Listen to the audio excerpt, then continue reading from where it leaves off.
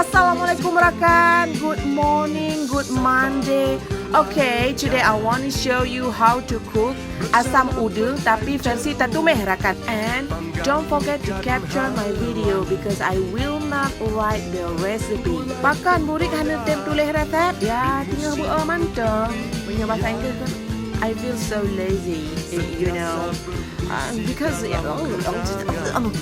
palo thang kata nyopita kaset ji nyan ke nyan baik gaya tat hai pegah haba bahasa Inggeris tip uro nah bahasa Aceh membak-bak ke dek kiban han membak-bak di asam boh limeng sampai tapaju. Okey rakan, yang penting rakan kan nyo resep baik tua ne tre be.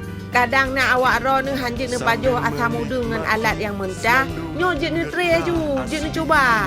InsyaAllah hana gagal rakan pula menya tatagun makin kering rakan ke nyo meketa mangat tapajong ngan busuk oh ya nyo udeng